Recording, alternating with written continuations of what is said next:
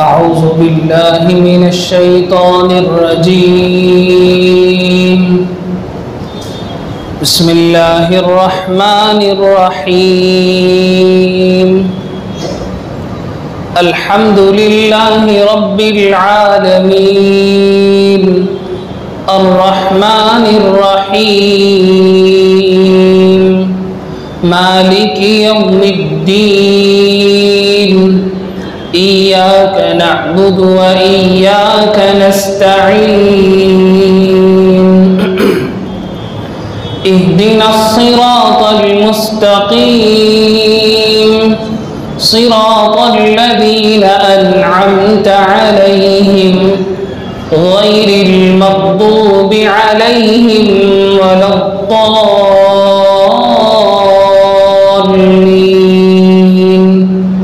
آمين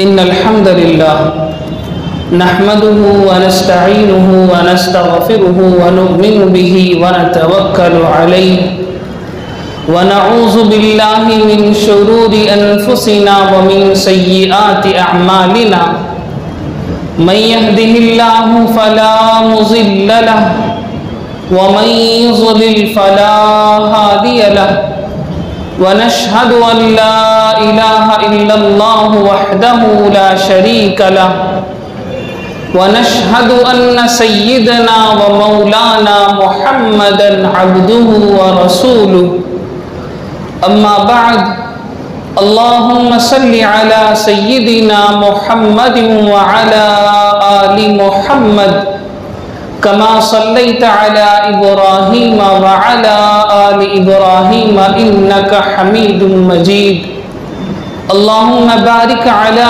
محمد وعلى آل محمد كما باركت على إبراهيم وعلى آل إبراهيم إنك حميد مجيد سب قسم کی تعریفیں، بڑائی، کبریائی، وحدانیت، فردیت صرف اور صرف اللہ وحدہ لا شریک لہ کے لائق اور زیبا ہے، اور بے شمار انگنت درود و سلام نازل ہو آقا نامدار سرکار مدینہ فخر موجودات خلاصہ کائنات شفیع المذنبین حضرت محمد الرسول اللہ صلی اللہ علیہ وآلہ واصحابہ وسلم کی ذات اقدس پر، جن کو اللہ عز و جل نے سارے انسانوں کے جانب نبی بنا کر بھیجا۔ بزرگان محترم، گزشتہ نشست میں ہم نے سورۃ الفاتحہ کی دوسری اور تیسری آیت کی تفسیر کے حوالے سے چند اہم اور بنیادی باتوں کا تذکرہ کیا تھا۔ ان کا خلاصہ یہ تھا کہ اللہ رب العزت کی صفات میں سے ایک رحمان ہونا ہے اور ایک رحیم ہونا ہے۔ رحمان اور رحیم کے تعلق سے ہم نے بیان کیا تھا کہ اس کے مفہوم میں مفسرین کے اقوال ہیں، ان کے مختلف آراء ہیں، خیالات ہیں، ان سب کو ہم نے ڈیٹیل میں ڈسکس کیا تھا۔ اس کے بعد ہم نے مالکی یوم الدین کے حوالے سے اس نقطے پر بہت زور دیا تھا کہ مالک کے معنی مختار مطلق ہے، اور اس بات کو بھی ہم نے بیان کیا تھا کہ کل قیامت کے دن اللہ رب العزت قاضی یا جج ہونے کی حیثیت سے امت کے اعمال کا جائزہ نہیں لیں گے، حساب و کتاب نہیں فرمائیں گے، بلکہ اس دن وہ مختار مطلق ہوں گے، یعنی جو چاہے کرنے والے ہوں گے۔ ان کے لیے اس دن کوئی قانون نہیں ہوگا، ان کے لیے کوئی طریقہ نہیں ہوگا، وہ جس کو چاہیں گے بخش دیں گے، جس کو چاہیں گے معاف کر دیں گے، جس کو چاہیں گے پکڑ فرمائیں گے۔ ان کا اپنا اختیار ہے، کسی کا کچھ نہیں چل سکتا۔ لیکن اللہ نے اپنے لیے سنت بنائی ہے کہ جو شرک کرے گا اس کو فقط معاف نہیں کیا جائے گا، اس کے علاوہ جو جون سے گناہ کر کے آئے گا اگر اللہ چاہیں تو ان کو معاف کر سکتے ہیں، اور اگر اللہ چاہیں تو ان کی پکڑ ہو سکتی ہے۔ اس نقطے پر ہم نے بہت غور کیا کہ شفاعت بھی اللہ سبحانہ و تعالی کے یہاں جو ہوگی وہ انہی کی اجازت سے ہوگی، شفاعت بالاذن ہوگی، شفاعت بالجبر یا شفاعت بالمحبت وہاں نہیں چلے گی۔ اس کو بہت تفصیل سے ہم نے بیان کیا، یہ گزشتہ نشست کا خلاصہ میں نے آپ کے سامنے رکھا تاکہ ہم اگلی آیات کی باتوں کو ان کے ساتھ کنیکٹ کر کے دیکھیں، جوڑ کر دیکھیں، تو پھر ہمیں پوری سورۃ الفاتحہ کے مطالب سمجھ میں آ سکیں گے۔ آیت ہے آج کی، ایاک نعبد و ایاک نستعین، اے خدا ہم آپ ہی کی عبادت کرتے ہیں اور آپ ہی سے مدد مانگتے ہیں۔ عجیب بات ہے، قرآن نے یوں نہیں کہا کہ اے خدا اے اللہ ہم تیری عبادت کرتے ہیں، تجھ سے مدد مانگتے ہیں، یوں نہیں فرمایا تیری ہی عبادت کرتے ہیں، تجھ ہی سے مدد مانگتے ہیں۔ عربی گرامر کے حساب سے آیت ہونی چاہیے تھی نعبدک ونستعینک، اے خدا ہم تیری عبادت کرتے ہیں، تجھ سے مدد مانگتے ہیں۔ نہ، اللہ نے یوں نہیں فرمایا، اللہ نے فرمایا ایاک نعبد۔ اس کا ترجمہ مفسرین نے یوں کیا ہے کہ تیری ہی عبادت کرتے ہیں، ہی کا مطلب اس کے اندر آ جائے گا۔ ایک فرق ہے ہی اور بھی کا۔ فرق یہ ہے کہ کوئی کہے میں تیری بھی عبادت کرتا ہوں اور کوئی کہے میں تیری ہی عبادت کرتا ہوں، دونوں میں زمین آسمان کا فرق ہے۔ بھی کے اندر وہ بھی شامل ہو گیا، اس کے علاوہ دوسرے معبودان باطلہ بھی آ گئے، لیکن ہی جہاں آئے گا وہاں صرف وہ ہوگا، اس کے علاوہ کوئی دوسرا نہیں ہو سکتا۔ رب فرماتے ہیں ہم تیری ہی عبادت کرتے ہیں، تجھ ہی سے مدد مانگتے ہیں۔ اب معلوم ہوا کہ جہاں عبادت اور مدد، استعانت اسے کہا جاتا ہے، جہاں عبادت اور استعانت دونوں جڑ جاتی ہیں اسی کو ہم توحید کہتے ہیں، اسی کا نام توحید خالص ہے۔ عبادت بھی اسی کی ہو، استعانت یعنی مدد بھی اسی سے مانگی جائے، تو اسی کے نتیجے میں جو پروڈکٹ ملتا ہے وہ توحید خالص ہے۔ تو ہم یوں کہہ سکتے ہیں کہ عبادت پلس استعانت ایکول ٹو توحید خالص۔ میرے بھائیوں کیا مطلب ہے اس کا؟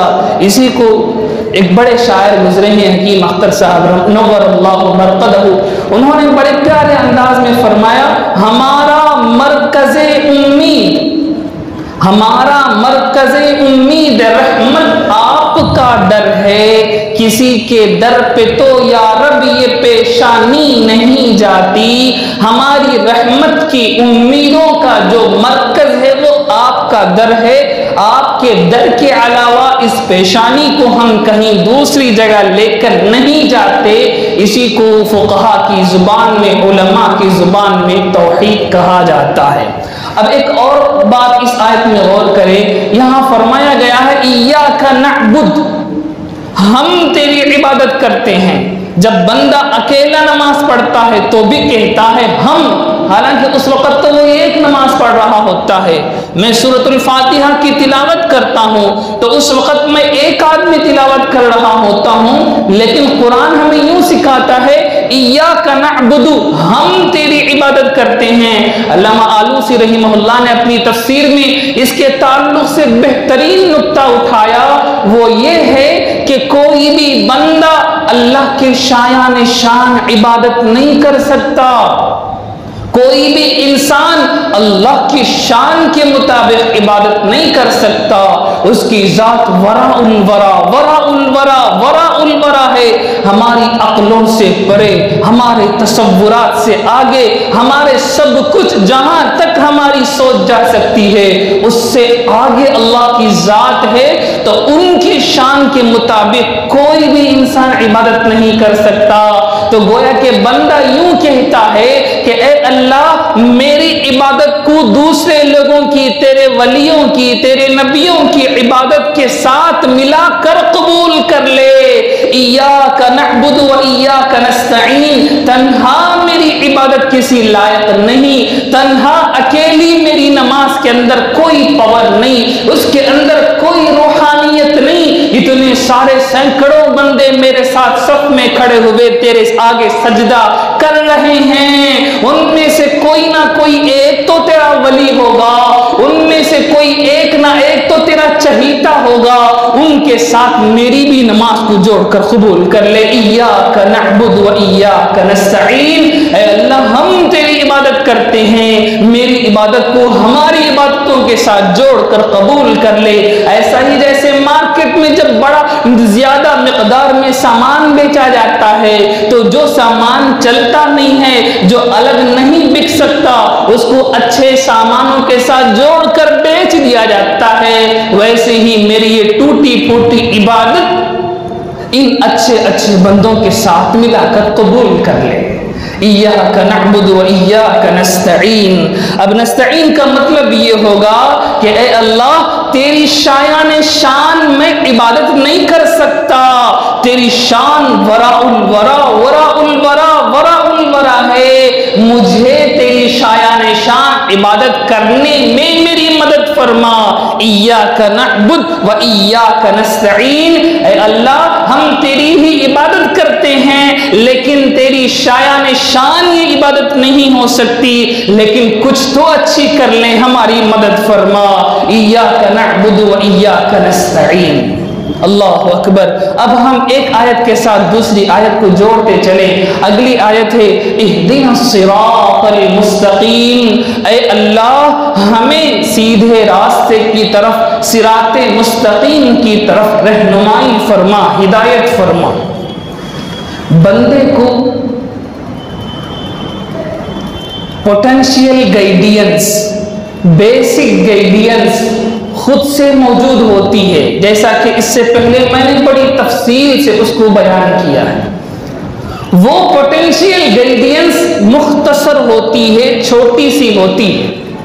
صرف پوٹینشیل گائیڈینس کو رکھ کر کوئی انسان آگے چل نہیں سکتا، اسے یقین ہے کہ میرا پیدا کرنے والا ہے، اسے یقین ہے کہ وہ کسی نہ کسی مقصد سے مجھے پیدا کیا ہے، اسے یقین ہے کہ یہ ضرور بھی ضرور اس مقصد کے بارے میں مجھ سے پوچھے گا، سوال کرے گا۔ یہ تین چیزیں تو انسان کی فطرت اگر صحیح ہو، اس کی عقل صحیح ہو تو خود بخود اسے آتی ہیں۔ اسی کو ہم نے کہا، اللہ کے نبی علیہ السلام نے فرمایا کل مولود یولد علی الفطرہ، ہر بچہ نیچر پر پیدا ہوتا ہے۔ اس کی تشریح کرتے ہوئے ہم نے سمجھایا تھا کہ یہ تین باتیں تو انسان کی فطرت میں، نیچر میں ہیں، لیکن ان تین باتوں سے انسان اپنے پورے کام نہیں نکال سکتا۔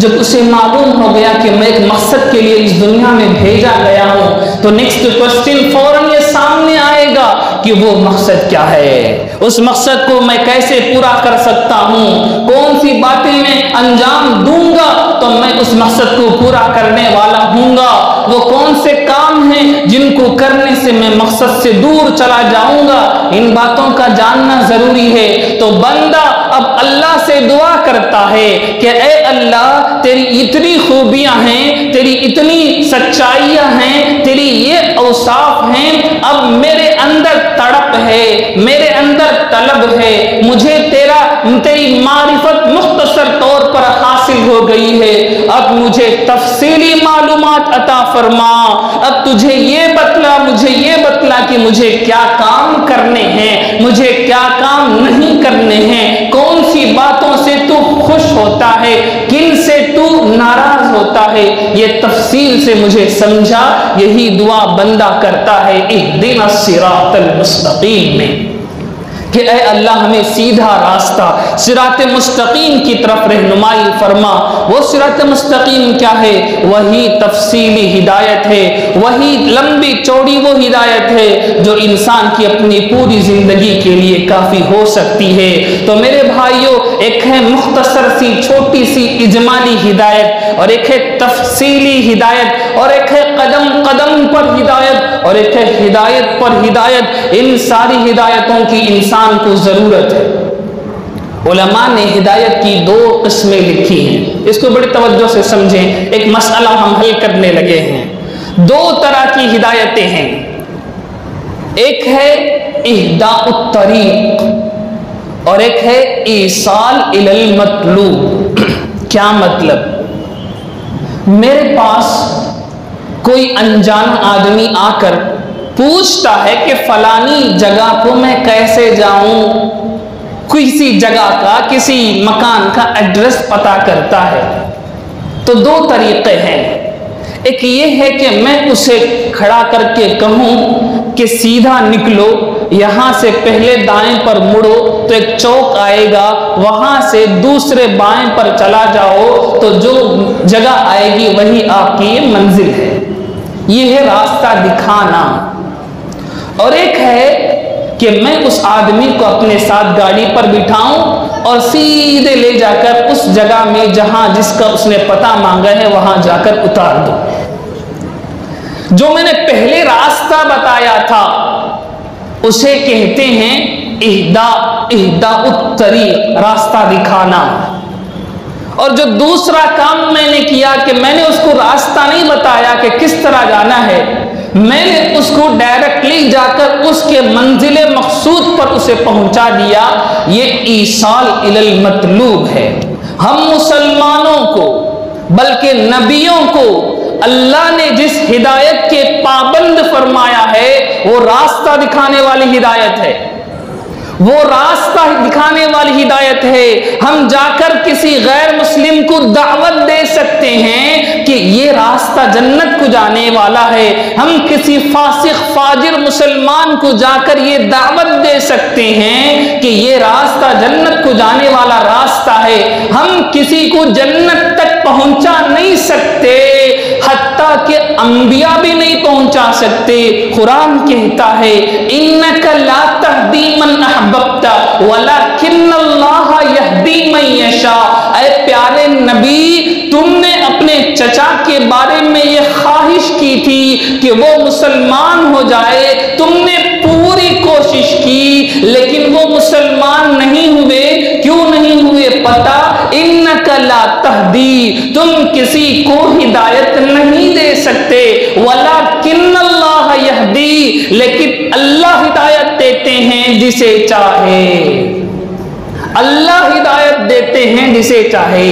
اسی لیے جب نبی پاک صلی اللہ علیہ وسلم کافروں کے تعلق سے مایوس ہو جاتے تھے، مایوسی کا شکار ہو جاتے تھے کہ یہ لوگ اسلام نہیں لا رہے، یہ لوگ ایک اللہ کی بات نہیں مان رہے، اللہ نے آقا علیہ السلام کو فرمایا لست علیہم بمسیطر، آپ ان پر نگہبان بنا کر نہیں بھیجے گئے کہ ان میں سے ایک ایک کے دل کے اندر ایمان کو بٹھائیں۔ تمہارا کام صرف بتلانا ہے، تمہارا کام صرف دعوت دینا ہے، ہدایت دینا یہ اللہ کا کام ہے۔ اسی لیے سورۃ الفاتحہ میں ہم ڈائریکٹلی اللہ سے دعا مانگتے ہیں، انہی سے مدد مانگتے ہیں۔ اہدنا الصراط المستقیم، ہمیں صراط مستقیم کی رہنمائی فرمائیے۔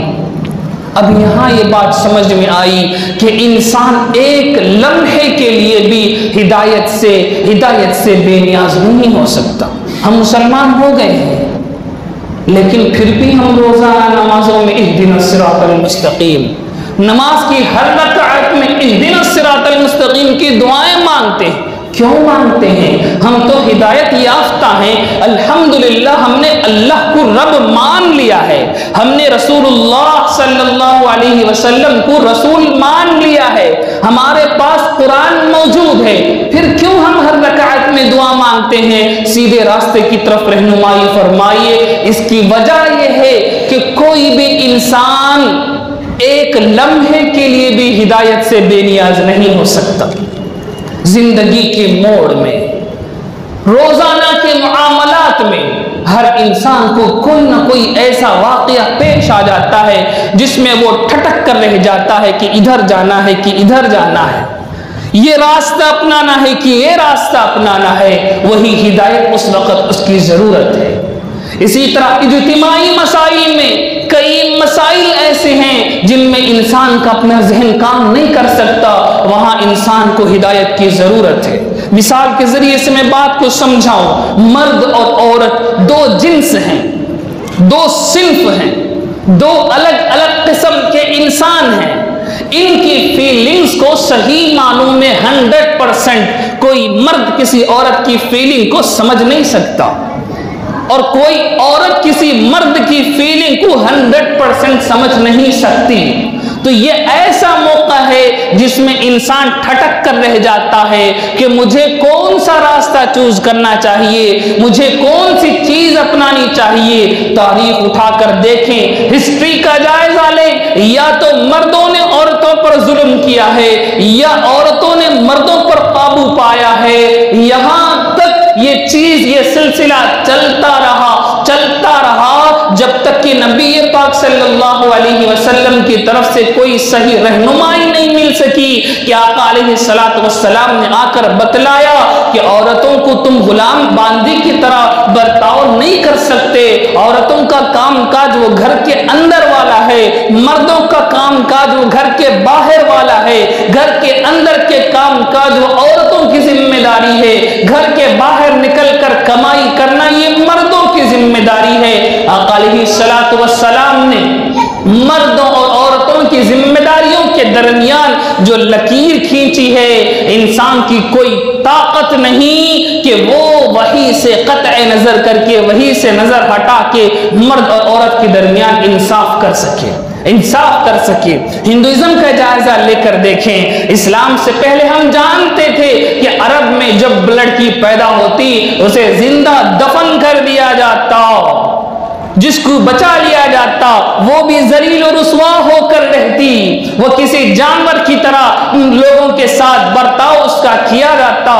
جب اس کا شوہر مر جاتا تو اس کے مال و جائیداد کے ساتھ اس کی بیوی بھی وراثت میں تقسیم ہوتی تھی۔ یہ وہ حالت تھی دنیا کی وہ حالت تھی۔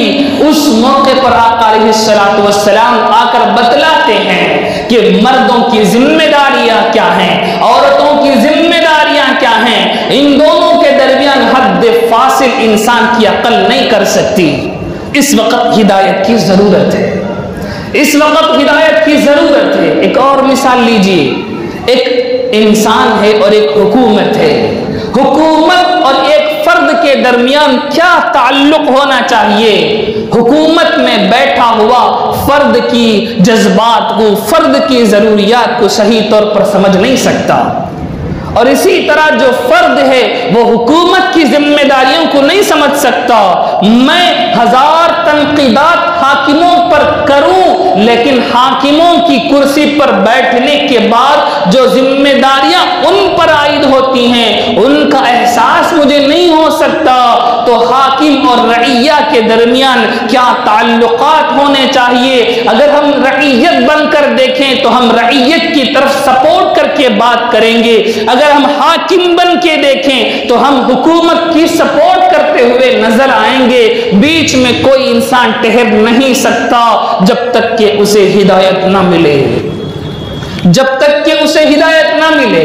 ایک اور مثال لیں، کیپٹل اور لیبر، سرمایہ اور محنت کے درمیان کیا تعلق ہونا چاہیے؟ یہ بچوں کو بٹھا دیں۔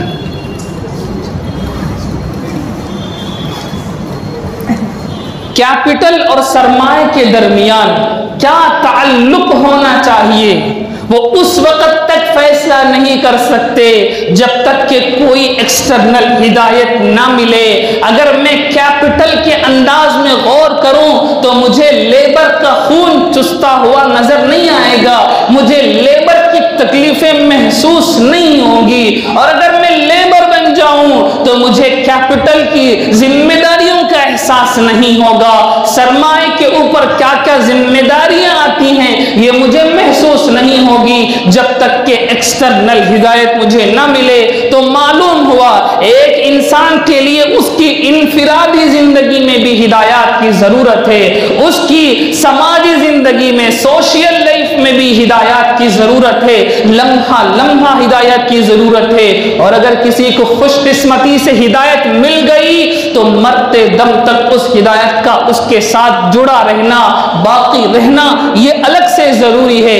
اس لیے ہم نماز کی ہر رکعتوں میں اہدنا الصراط المستقیم، اہدنا الصراط المستقیم کی دعائیں مانگتے ہیں کہ اے اللہ ہمیں ہدایت نصیب فرما، یہاں بھی ہدایت ملے وہاں بھی ہدایت ملے، اگر مجھے ہر جگہ سے ہدایت مل گئی ہے تو اس ہدایت کو مجھ سے نہ چھین، ہدایت پر مجھے موت تک باقی رکھ۔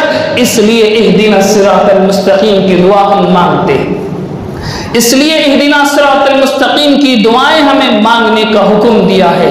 اس کے بعد آیت ہے صراط الذین انعمت علیہم غیر المغضوب علیہم ولا الضالین، ان لوگوں کا راستہ، سیدھے راستے پر چلا، ان لوگوں کا راستہ جن پر تیرا انعام ہوا، ان لوگوں کے راستے پر ہمیں چلا جن پر تیرا انعام ہوا۔ اب سوال یہ ہے کہ وہ کون لوگ ہیں جن پر اللہ رب العزت کا انعام ہوا ہے؟ تو اس کو خود قرآن مجید نے یہاں نہیں دوسری جگہ اس کو بیان فرمایا ہے۔ الذین انعم اللہ علیہم من النبیین والصدیقین والشہداء والصالحین وحسن اولئک رفیقا، وہ چار قسم کے لوگ ہیں جن پر اللہ کا انعام ہوا ہے، نبیین، صدیقین، شہداء، صالحین، نبیین، صدیقین، شہداء، صالحین۔ تو گویا کہ ہم اللہ سے یہ دعا کر رہے ہوتے ہیں کہ اے اللہ ہمیں صراط مستقیم پر سیدھے راستے پر چلائیے، وہ راستہ جن پر تیرے نبیوں کا گزر ہوا، وہ راستہ جن پر صدیقین کا گزر ہوا، وہ راستہ جن پر شہداء کا گزر ہوا، وہ راستہ جن پر صلحاء کا، صالحین کا گزر ہوا۔ اب ہم ان میں سے ہر ایک کو سمجھیں تو پھر انعام کا مطلب ہمیں سمجھ میں آئے گا کہ اللہ نے کیا انعام ان لوگوں پر فرمایا ہے۔ پہلا نمبر ہے نبیوں کا۔ نبی کسے کہتے ہیں؟ نبی انسانوں میں سے ایک انسان ہے جسے اللہ اپنا پیغام دوسرے لوگوں کو پہنچانے کے لیے منتخب کر لیتے ہیں، پک کر لیتے ہیں، چوز کر لیتے ہیں، اسے نبی کہتے ہیں، اسے نبی کہتے ہیں۔ تو جتنے انبیاء دنیا میں آئے یہ سارے یہی کام کیے ہیں کہ انہوں نے اللہ رب العزت کے پیغام کو اللہ سے حاصل کیا اور اس کو لوگوں میں پھیلایا، اسپریڈ کیا، اس کی نشر و اشاعت کی۔ اس کے بعد نمبر ہے صدیق کا۔ صدیق کسے کہتے ہیں؟ صدیق جو نبی کی ساری باتوں پر مکمل طور پر تصدیق کرتا ہو، مکمل طور پر یقین کرتا ہو، اسے صدیق کہا جاتا ہے۔ اس کو اور تفصیل سے ہم سمجھیں، صدیق اسے کہیں گے جس کے اندر 3 طرح کی صفات ہوں، جس کے اندر 3 طرح کی صفات ہوں گی اسے صدیق کہا جائے گا۔ نمبر 1 الذی لا یخالف قولہ من حالہ، وہ آدمی، وہ نبی جس کی حالت، جس کا قول، جس کی بات اس کی حالت سے الگ نہ ہو۔ آسان الفاظ میں کہیں تو جس کا ظاہر اور باطن ایک ہو، جس کا ظاہر اور باطن ایک ہو، یعنی اندر جتنا ایمان ہے زبان پر اتنی ہی باتیں ہیں، زبان پر جتنی باتیں ہیں اندر اتنا ایمان ہے۔ ایسا نہیں کہ اندر خالی ہے، اندر کچھ بھی نہیں ہے، زبان میں بڑی بڑی باتیں ہیں، زبان میں لمبی چوڑی داستانیں ہیں، زبان میں لمبے چوڑے واقعات ہیں، اندر خالی گھڑا بنا ہوا ہے، بجانے سے کھن کھن بجتا ہے، اسے صدیق نہیں کہیں گے۔ اس کی مثال سیدنا علی رضی اللہ تعالی عنہ ہیں، خود فرماتے ہیں اذا رأیت النار والجنت یوم المحشر مزددت یقینا۔ علی رضی اللہ عنہ فرماتے ہیں قیامت کے دن اگر میں جنت اور جہنم کو دیکھوں گا تو میرے ایمان میں رتی برابر اضافہ نہیں ہوگا۔ قیامت میں جنت اور جہنم کو دیکھوں گا، میرے ایمان میں رتی برابر اضافہ نہیں ہوگا۔ کیوں نہیں ہوگا کیونکہ ایمان کمپلیٹ ہو چکا ہے. دنیا میں میں نے جنت کو نہیں دیکھا, جہنم کو نہیں دیکھا, لیکن مجھے جنت اور جہنم کے بارے میں اتنا یقین ہے کہ اگر میں اس کو دیکھ لوں تو بھی جتنا یقین ہوگا وہ یقین ابھی مجھے حاصل ہے. اللہ اکبر. اس کا مطلب ہے ظاہر اور باطن ایک ہے. ظاہر اور باطن ایک ہونے کا مطلب یہ ہے کہ جنت کو دیکھو نہ دیکھو, آقا کی بات پر اتنا یقین ہے کہ جنت کو دیکھنے کی طرح ہے, جنت کو دیکھنے کی طرح ہے. اس سے پہلے میں نے ایک صحابی رضی اللہ عنہ کا واقعہ تعارف قرآن کے بیان میں کہا تھا. ابو خزیمہ رضی اللہ تعالیٰ عنہ نے آقا علیہ السلام نے اونٹ خریدا, انہوں نے نہیں دیکھا, لیکن وہ آ کر گواہی دینے لگے کہ میں گواہی دیتا ہوں کہ یہ آقا کا اونٹ ہے. آقا نے ان سے پوچھا کہ تم تو موجود نہیں تھے, تم کیسے کہتے ہو؟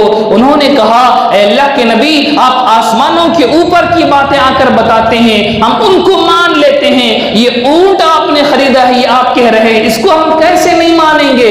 یہ وہ یقین ہے, یہ وہ یقین ہے کہ اندر اور باہر دونوں برابر ہوں. دوسری صفت ہے صدیق کے اندر الذی لا یتغیر باطنہ من ظاہرہ, دونوں طرف اندر اور باہر دونوں برابر ہو, یہ دوسری صفت ہے. پہلی صفت یہ ہے کہ زبان اور حال دونوں برابر ہو, قول اور فعل میں تضاد نہ ہو, جو بولتا ہو وہ کرتا ہو, جو کرتا ہو وہ بولتا ہو, یہ دوسری صفت ہے. تیسری صفت ہے الذی یبذل الکونین فی رضا محبوبہ, جو اپنے محبوب کی یعنی اپنے اللہ کو راضی کرنے کے لیے دونوں جہانوں کو برباد کر دے, دونوں جہانوں کو فنا کر دے, دونوں جہانوں کو خرچ کر دے. یہ صدیق کی تیسری صفت ہے. دونوں جہانوں کا مطلب کیا ہے؟ دنیا کو بھی اللہ کے لیے چھوڑ دے, آخرت کو بھی اللہ کے لیے چھوڑ دے. اللہ اکبر. یہ بڑی بات ہے. ہم اپنے اعمال کو جنت کے لیے کر رہے ہوتے ہیں کہ میں نماز پڑھوں گا تو مجھے جنت ملے گی, میں نماز پڑھوں گا تو وہاں کی نہروں میں غوطہ لگاؤں گا, وہاں شہد کی ندیوں سے میں مستفید ہوں گا, فائدہ ہوں گا. میں گناہ اس لیے نہیں کرتا کہ جہنم کے اژدہے مجھ پر مسلط نہ کر دیے جائیں, میں گناہ اس لیے نہیں کر رہا ہوں کہ جہنم کے بچھوؤں سے مجھے ڈر لگتا ہے, میں نیکیاں اس لیے کرتا ہوں کہ وہاں کی گوری گوری حوروں سے میں شادی کر لوں. یہ بندہ اگرچہ جنت کے لیے کر رہا ہے, جہنم سے ڈر کر گناہوں کو چھوڑ رہا ہے, لیکن اس کا اپنا مقصد اس کے دل کے اندر ہے کہ اسے فائدہ پہنچے, اسے نقصان نہ ہو. صدیق وہ ہے جو جنت کو بھی پرواہ نہ کرتا ہو, جہنم کو بھی پرواہ نہ کرتا ہو. اسے اپنے محبوب کی رضامندی چاہیے کہ رب مجھ سے راضی ہو جائے, رب کی ناراضگی مجھے نہ ملے, رب کی ناراضگی مجھے نہ ملے. رب ملے, رب کی ناراضگی مجھے نہ ملے. اس کا مطلب ہے کہ اس نے اپنی آخرت کو بھی فنا کر دیا ہے اللہ کی ذات کے اوپر. اس نے دنیا کو بھی چھوڑا, آخرت کو بھی چھوڑا. ایسے ہی نہیں کہتے, حدیث پاک میں آتا ہے آقا علیہ السلام نے ہمیں دعا سکھلائی, اللہم انی اسألک رضاک والجنہ واعوذ بک من سخطک والنار. آقا کی اس دعا کا مطلب ہے کہ اے اللہ, ہم تیری رضا چاہتے ہیں پھر جنت چاہتے ہیں, ہم تیری ناراضگی سے پناہ مانگتے ہیں پھر جہنم سے پناہ مانگتے ہیں. معلوم ہوا اللہ کی رضامندی وہ پہلے نمبر پر ہو, جہنم اللہ کی ناراضگی سے بچنا یہ پہلے نمبر پر ہو, جنت دوسرے نمبر پر, جہنم دوسرے نمبر پر ہو. اس کا مطلب ہے کہ اس بندے نے اپنی دنیا کو بھی اللہ کے اوپر قربان کر دیا ہے, اپنی آخرت کو بھی اللہ کے اوپر قربان کر دیا ہے. اسے صدیق کہیں گے, اسے صدیق کہیں گے. آقا علیہ السلام کے صحابہ میں سیدنا ابو بکر رضی اللہ عنہ کے اندر سب سے زیادہ یہ تین صفات موجود تھی, اس لیے ہم ان کو صدیق کہتے ہیں, اس لیے ہم ان کو صدیق کہتے ہیں. صدیقیت کا منصب یہ اولیاء کے منصب میں سب سے بڑا منصب ہے. غور کر کے دیکھیں, نبوت, نبیین, صدیقین, شہداء, صالحین, ان میں سے ایک نبی ہیں, باقی تینوں ولی ہیں, ولایت کے مقامات ہیں. ایک نبوت کا مقام ہے، نبوت کے مقام میں تقسیم نہیں ہوتی کہ یہ بڑا ہے یہ چھوٹا ہے، سارے نبی اللہ کے نزدیک ہمارے حساب سے سب ایکول ہیں۔ ولایت میں فرق ہوتا ہے، ایک بہت بڑا ولی ہوتا ہے، ایک اس سے چھوٹا، ایک اس سے چھوٹا، ایک اس سے چھوٹا، یہی تقسیم من النبیین میں نبوت کا مقام ہے۔ صدیقین، شہداء، صالحین، یہ تینوں ولایت کے مقامات ہیں کہ ولایت کے مقامات میں سب سے افضل صدیقیت کا مقام ہے۔ ولایت کے مقامات میں سب سے بڑا درجہ صدیقیت کا مقام ہے۔ شہیدوں سے بھی بڑا درجہ صدیقوں کا ہے۔ شہید اپنی گردن کٹا کر بھی صدیقین کے منصب کو نہیں پہنچ سکتے، نہیں پہنچ سکتا۔ کیوں؟ شہید اپنے آپ کو نبوت کے اوپر فدا کر چکا ہے، اپنے آپ کو نبوت کے اوپر اپنے آپ کو برباد کر چکا ہے، ہلاک کر چکا ہے، فنا کر چکا ہے۔ لیکن صدیق زندہ رہ کر نبوت کے کام کو آگے بڑھاتا ہے۔ صدیق زندہ رہ کر نبوت کے کام کو نیکسٹ لیول پر لے کر جاتا ہے۔ تو معلوم ہوا شہید کا کام ختم ہو گیا، لیکن صدیق کار نبوت میں نبوت کے کام کو آگے بڑھانے کی وجہ سے وہ شہیدوں سے بھی بڑا ہو گیا ہے۔ اللہ اکبر۔ تو ولایت کا سب سے اعلیٰ مقام وہ صدیقیت کا مقام ہے، اس کے بعد شہادت کا مقام ہے، اس کے بعد صالحیت کا مقام ہے۔ صدیقیت کا مقام اتنا بڑا ہے کہ خود نبی اس کا عاشق ہوتا ہے۔ اللہ اکبر۔ خود نبی اس کا عاشق ہوتا ہے۔ دلیل کے ساتھ میں بات کرتا ہوں۔ غزوہ احد میں سیدنا ابو بکر رضی اللہ تعالیٰ عنہ کافروں پر حملہ کرنے کے لیے تلوار کھینچ لیتے ہیں۔ آقا علیہ السلام آگے سے فرماتے ہیں اغمد سیفک یا ابا بکر لا تفجعنا بنفسک، اے ابو بکر اپنی تلوار کو میان میں رکھو، ہمیں اپنے اوپر آنچ لا کر تکلیف نہ پہنچاؤ۔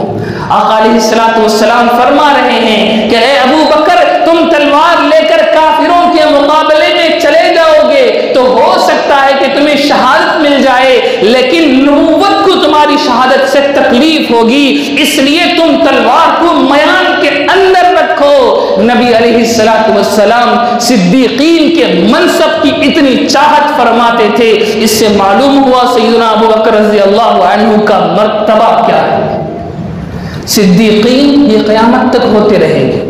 نبوت ختم، نبوت بند ہو گئی، اب کوئی نبی نہیں آ سکتا، کسی بھی میتھڈ کا نبی نہیں آ سکتا، کسی بھی کیٹیگری کا کوئی بھی نبی نہیں آ سکتا، لیکن صدیقین قیامت تک رہیں گے۔ اسی لیے قرآن صدیقین پلورل کا لفظ یوز کرتا ہے، سنگولر یوز نہیں کیا کہ صدیق فرمایا، نہ صدیقین فرمایا، یہ پلورل ہے، جمع کا لفظ ہے۔ معلوم ہوا قیامت تک صدیقین آتے رہیں گے۔ ان سب میں سب سے بڑے صدیق وہ ابو بکر رضی اللہ عنہ ہیں، اسی لیے ان کو صدیق اکبر کہا جاتا ہے کہ سب سے بڑے صدیق ہیں۔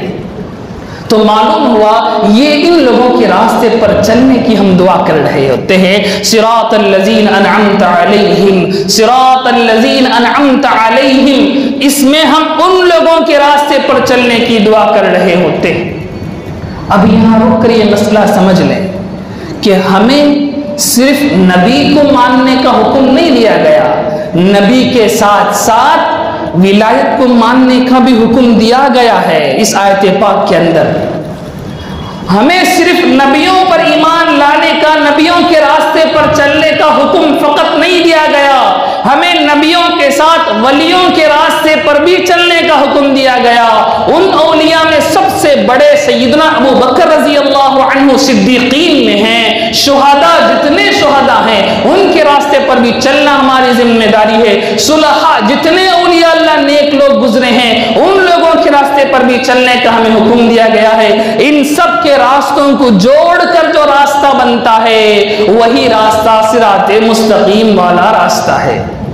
اب معلوم ہوا کہ ہم اماموں کو کیوں مانتے ہیں؟ ہم اماموں کو اس لیے مانتے ہیں کہ اللہ نے ہمیں سورۃ الفاتحہ کے اندر حکم دیا ہے کہ تم نبیوں کے سنگت اماموں کو یعنی صدیقین کو، شہداء کو اور صالحین کو مانو، ان کے راستے پر چلو، صرف چلو نہیں، میرے اللہ سے دعا کرو کہ اس کے راستے پر چلانے کی تمہیں توفیق عطا فرمائے۔ اللہ اکبر۔ معلوم ہوا اہل السنتی والجماعت کا منہج اور مسلک کتنا مضبوط ہے کہ سورۃ الفاتحہ سے ہمیں معلوم ہوتا ہے کہ صرف نبی پر نہیں، نبیوں کے ساتھ ساتھ اماموں کے راستے پر بھی چلنے کا ہمیں حکم ہے۔ امام اعظم ابو حنیفہ رحمہ اللہ یہ صالحین میں سے نہیں ہے؟ امام محمد ابن ادریس الشافعی رحمہ اللہ صالحین میں سے نہیں ہے؟ امام مالک ابن انس رحمہ اللہ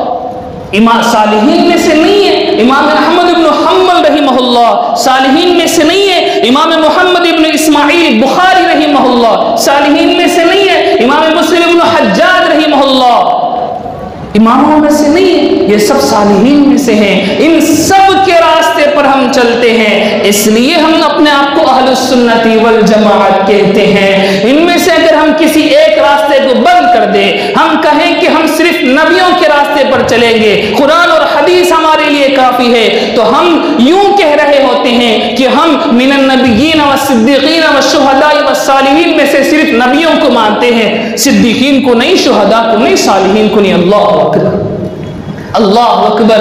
میرے بھائیو، میں یہ بات اس لیے سمجھا رہا ہوں، میں انتشار پھیلانا نہیں چاہتا، میرا مقصد ایک مسئلے کو سمجھانا ہے کہ اہل السنتی والجماعت کا منہج شروع سے لے کر اتنا کلیئر ہے کہ ہم سورۃ الفاتحہ پر عمل کرتے ہوئے امام اعظم کو اپنا امام مانتے ہیں، امام محمد بن ادریس الشافعی رحمہ اللہ کو اپنا امام مانتے ہیں، امام محمد بن اسماعیل البخاری رحمہ اللہ کو اپنا امام مانتے ہیں۔ اس لیے ہم اہل السنتی والجماعت ہیں۔ یہ اہدنا الصراط المستقیم والا راستہ ہے، الذین انعمت علیہم والا راستہ ہے۔ تو اللہ سبحانہ و تعالی ہمیں اسی منہج پر باقی رکھے، ہمیں اسی مسلک پر باقی رکھے، ہمیں ہماری عبادتوں کو انہی بزرگوں کے ساتھ ملا کر قبول کر لے، یہی ہمارے لیے کافی ہے، اسی میں ہماری خیر ہے، اسی میں ہمارے لیے نجات ہے کہ ہم ان کے پیچھے پیچھے جنت میں جانے کی کوشش ضرور کریں گے۔ ہمارے اندر اتنی جرأت نہیں کہ ہم آگے بڑھ کر ان بزرگوں سے آگے بڑھنے کی جرأت کر سکیں، جسارت کر سکیں، ہمت کر سکیں۔ ہم اتنی ہی اپنے اندر سکت پاتے ہیں کہ ان بزرگوں کے، ان اولیاء اللہ کے دامن کو تھامتے تھامتے ہم جنت میں چلے جائیں گے۔ اللہ سبحانہ و تعالی ہمیں قرآن کی صحیح فہم نصیب فرمائے، ہمیں قرآن پر اپنی زندگیوں کو گزارنے کی توفیق نصیب فرمائے۔ آگے کا آخری آیت کا اگلا ٹکڑا باقی رہ گیا ہے، انشاءاللہ العزیز اس پر ہم کچھ اگلے نشست میں تفصیل سے گفتگو کرنے کی کوشش کریں گے۔ وآخر دعوانا ان الحمد للہ رب العالمین۔ لک الحمد ولک الشکر یا اللہ، اللہم صلی علی سیدنا محمد وعلی آل سیدنا محمد وبارک وسلم علیہ۔ ربنا آتنا فی الدنیا حسنۃ وفی الآخرۃ حسنۃ وقنا عذاب النار۔ اللهم اهدنا الصراط المستقيم صراط الذين أنعمت عليهم غير المغضوب عليهم ولا الضالين اللهم إنا نسألك حبك وحب من يحبك وحب عمل يقربني إلى حبك سبحان ربك رب العزة عما يصفون وسلام على المرسلين والحمد لله رب العالمين۔